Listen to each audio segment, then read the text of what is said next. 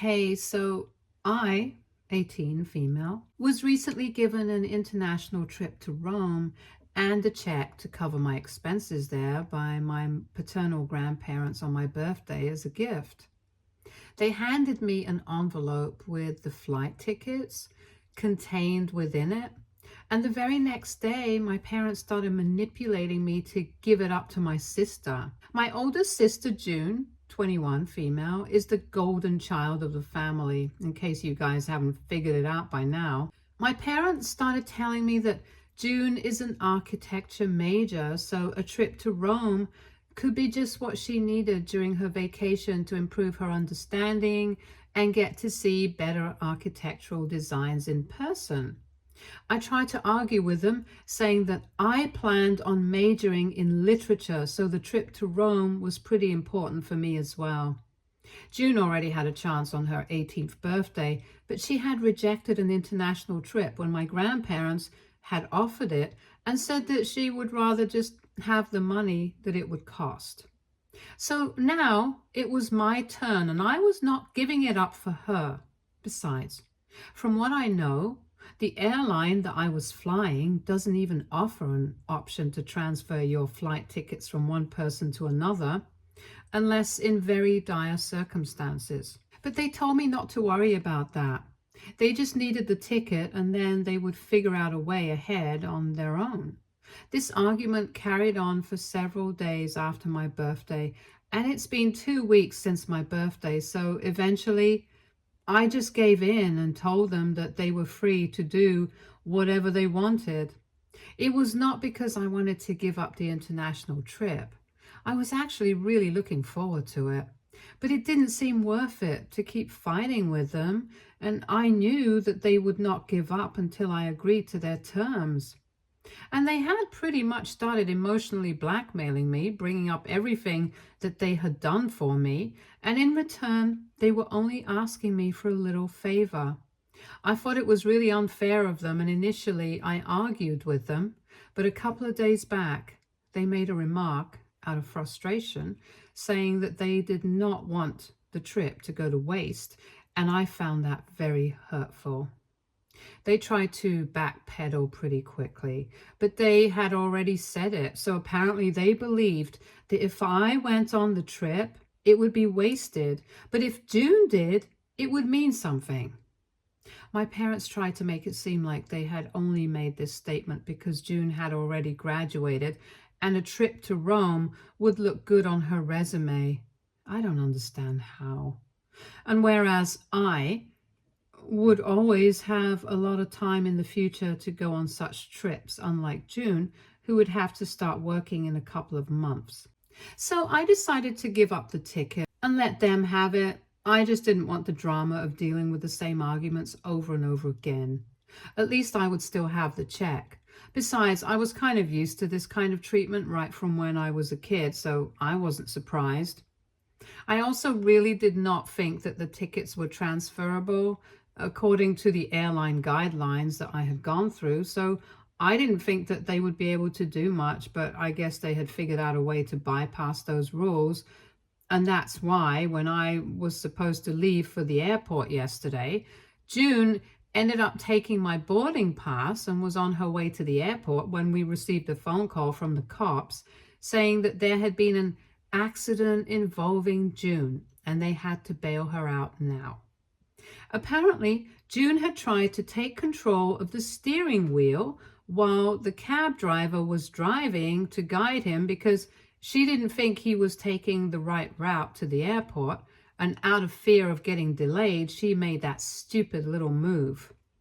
So, of course, they ended up losing control of the car and crashed into a tree.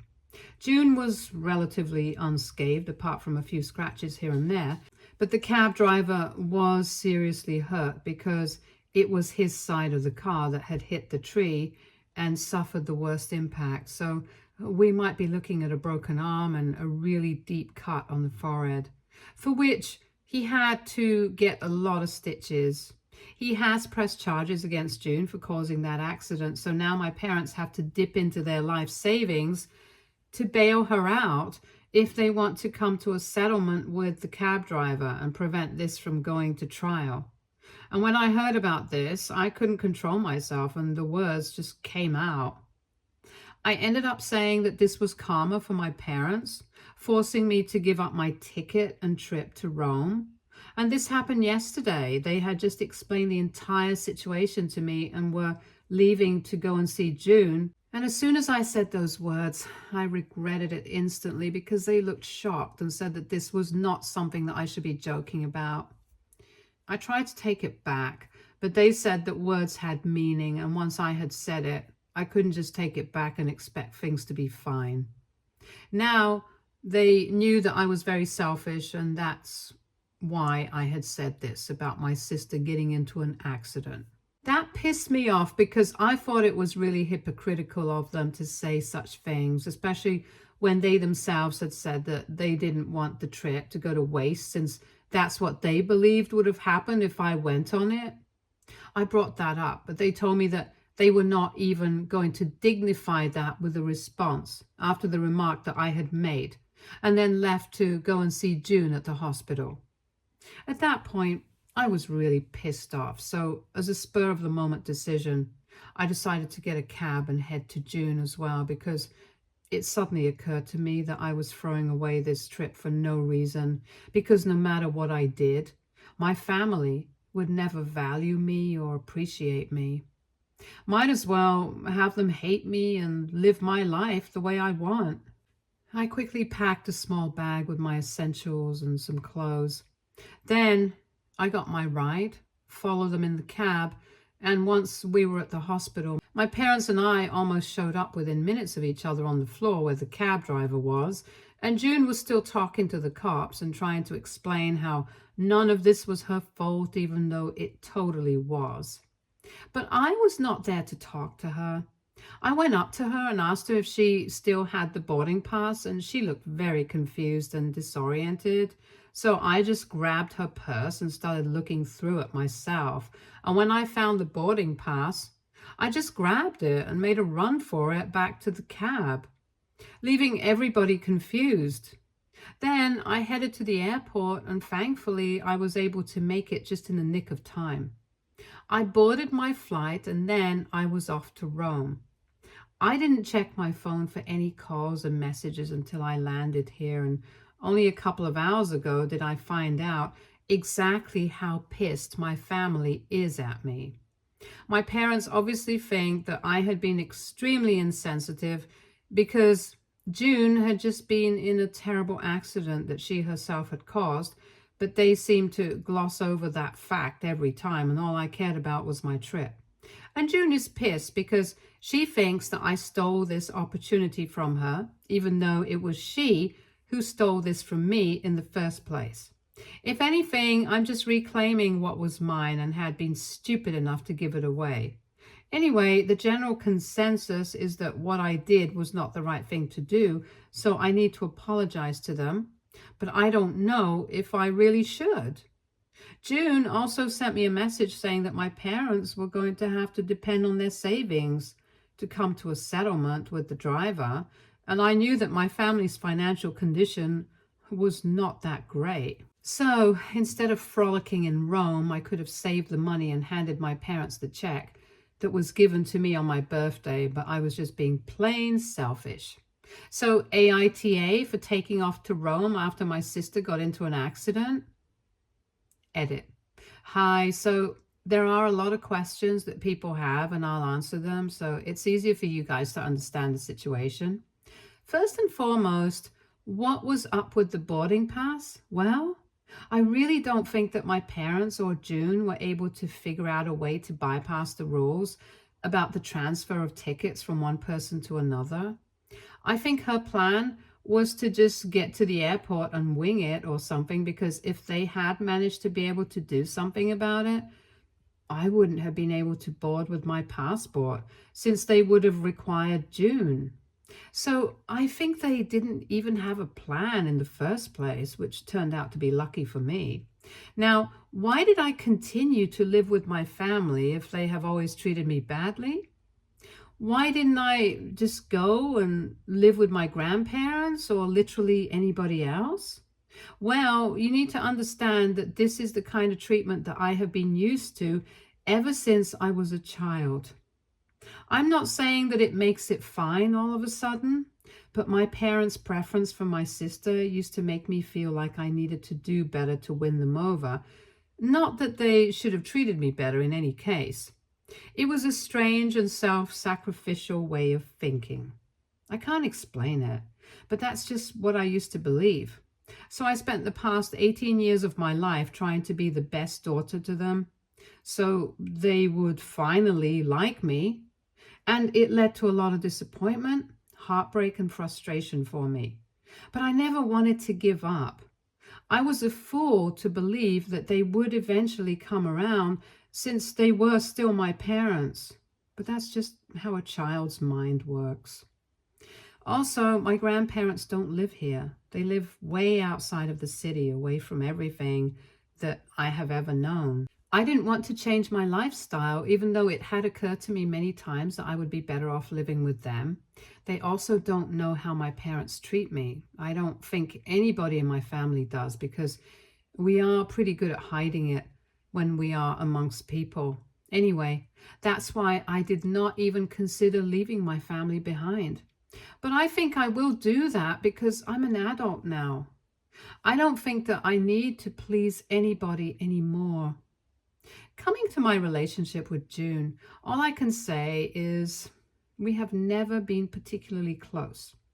I don't hate her, and neither does she have anything against me. We just don't get along, and that's it. As for my family's financial condition, we are not really rich.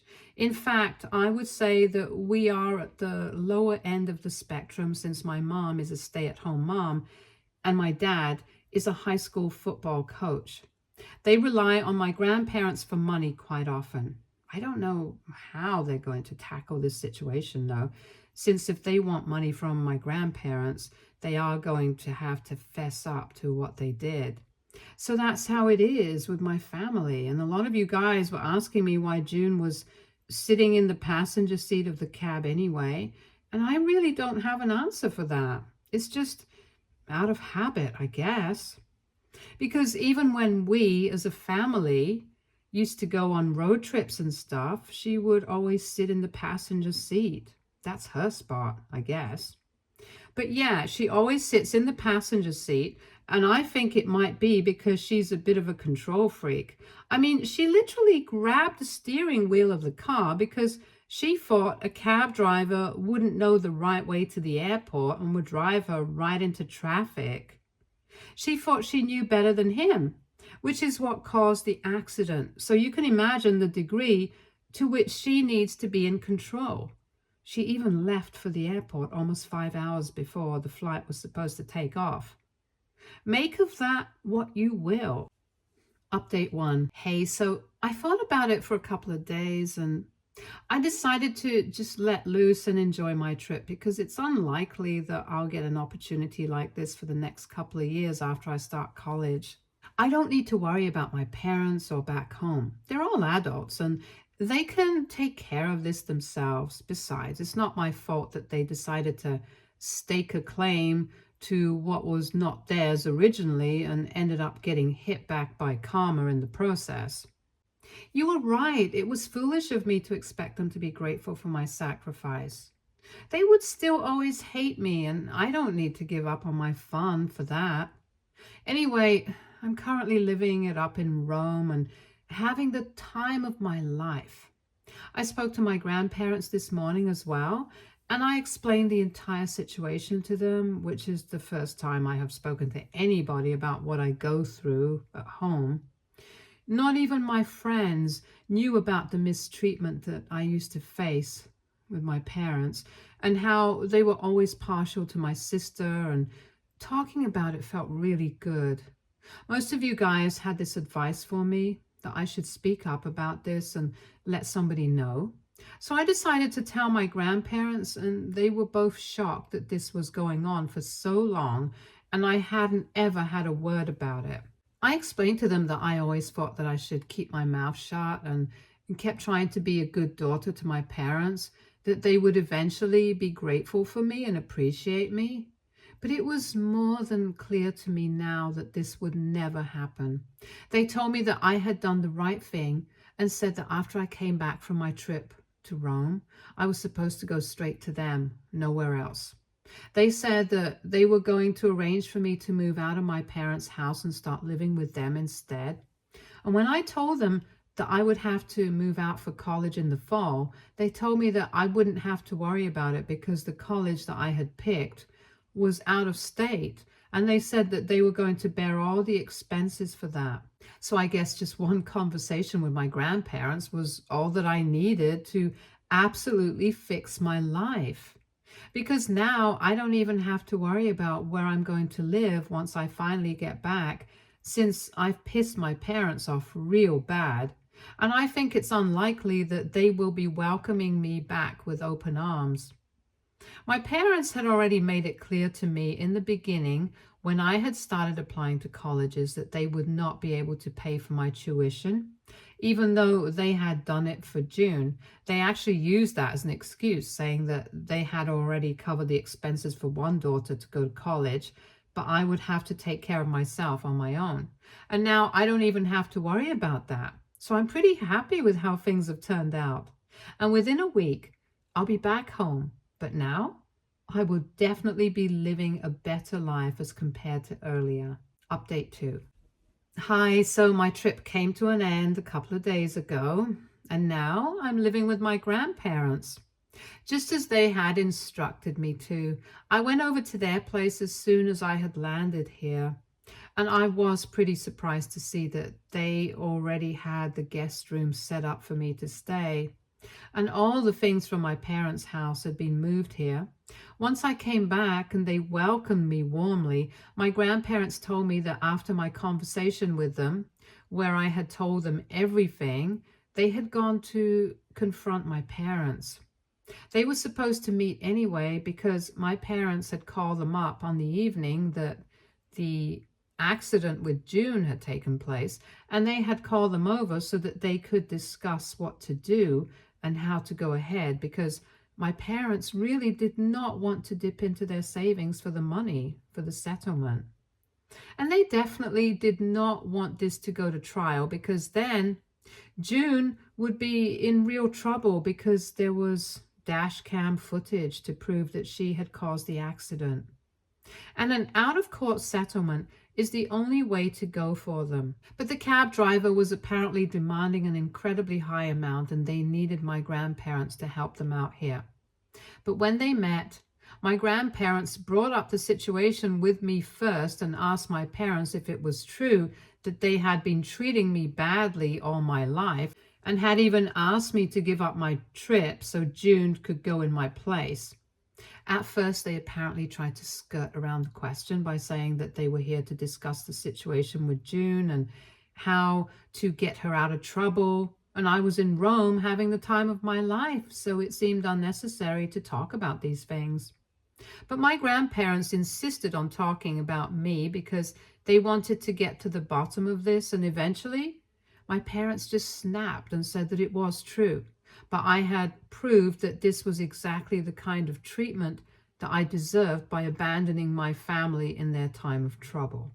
Apparently, my parents had said that I had only shown up at the hospital to grab my flight ticket so I would be able to make it in time for my trip, without caring about what June or even what they were going through. They said that I had always been jealous of June because she had been better than me at every single thing, and I couldn't stand it. So that was really not their fault. They claimed that they had never treated me unfairly, which was a huge lie.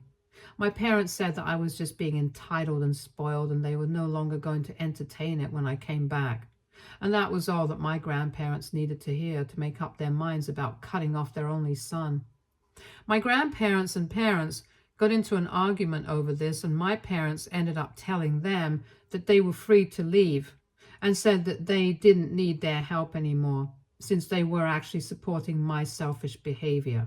They also said that they didn't want me back, so if my grandparents wanted to take me with them, they were more than welcome to do that as well.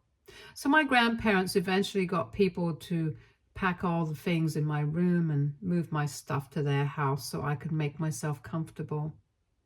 After my grandparents told me about whatever had happened with my parents, I ended up crying because it just hurt. I had always known that my parents couldn't care less about me, but they were all that I had known for the past 18 years, and my heart was broken. I literally pray that nobody else has to go through crap like this. But anyway, my grandparents were there for me all along, and I'm really very grateful for that. Anyway, now I'm not confused. I'm going to be living with them, and this is my home now. I'll definitely be going to college in a couple of months, but until then, my grandparents have promised to be there with me. And even when I'm off to college, they have said that I have nothing to worry about since they're going to cover all my expenses. I have had no contact with my parents or June after I came back. And I hadn't even checked the last couple of messages that they had sent me because I was trying to make the best of my trip. So I finally checked them today, and since I thought I was in a better place mentally, and I'm so glad that I did not check these messages earlier, because then I definitely would have had another mental breakdown. June's messages were all along the same lines. I'm selfish, entitled, I'm spoiled, and she's glad that she won't have anything to do with me at this point on earth because I don't deserve her company anyway. I think she got that little bit twisted.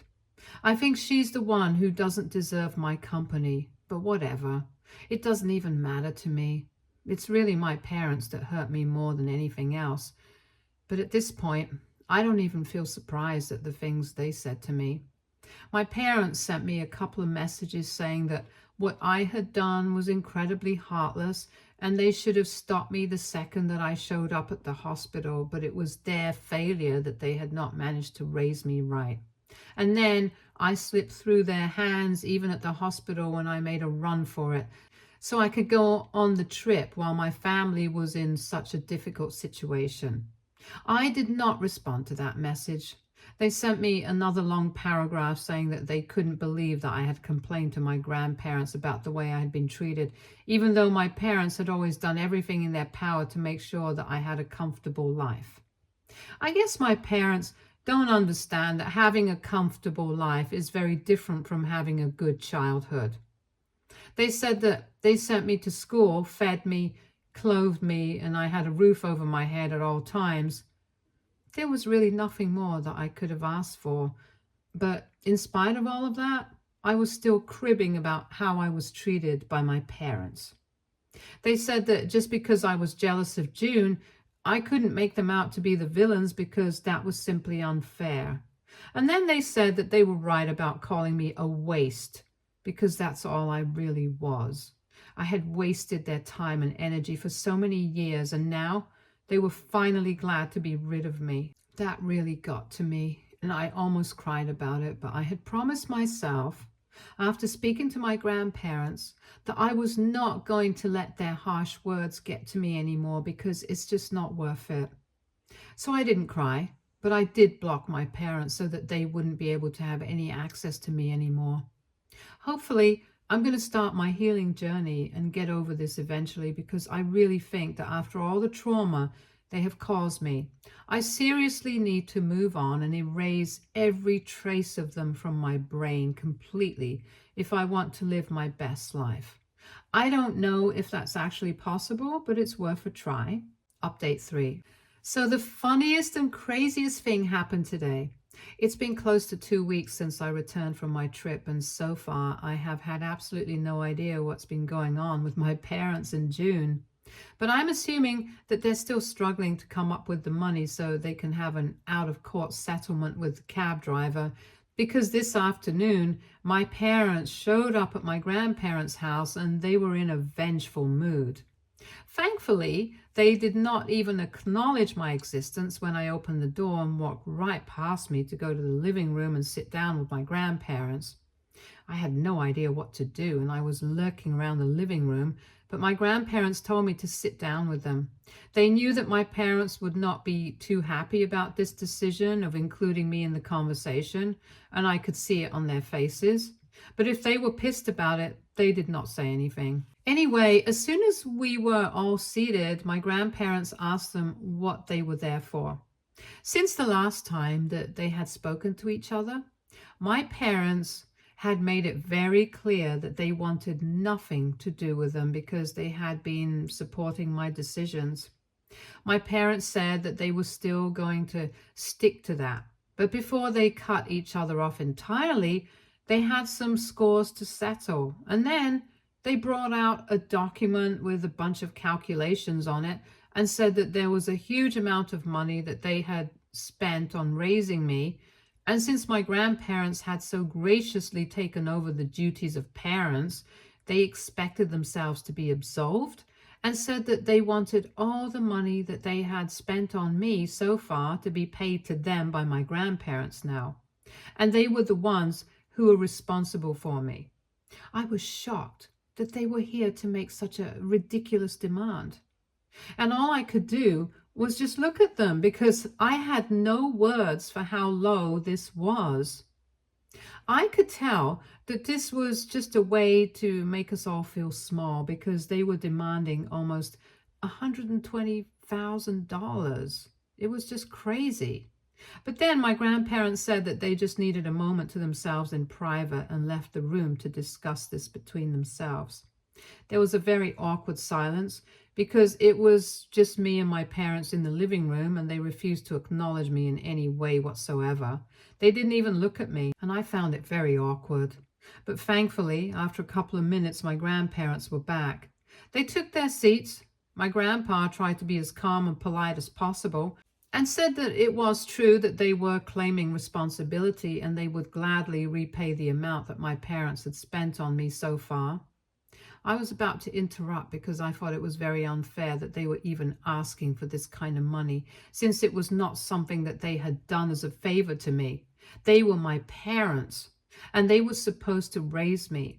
They had only done their duty, and even then, they had done the bare minimum, so they did not deserve even $1 out of my grandparents. But my grandparents told me not to interrupt, and then they went on to say that they would repay this amount, but only on one condition: that my parents repay all the money that they had borrowed from my grandparents over the years.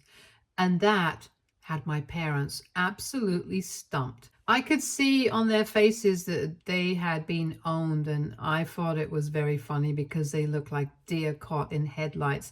So I had to leave the room because I wanted to laugh so bad at them. After that, I didn't come back down from my room until my parents had already left, and when I asked my grandparents what had happened after they left the room, they told me that my parents had tried to argue their way out of this, but there was no way that they could do anything. So eventually they just ended up cursing out all of us and left in a huff, which is just so typical of them. But anyway, I don't think they'll be back anytime soon after this stunning humiliation. And even if they come back, I don't think it'll be a problem for anyone, since my grandparents have proven that they are more than capable of handling them on their own. The fact that my father is their only son is not going to make them go soft on them. And I am going to be off to college in a couple of months anyway, so I'm honestly just looking forward to that. And yeah, going on the trip to Rome was probably the best decision that I could have made. Stay tuned for more stories from our girl relationships.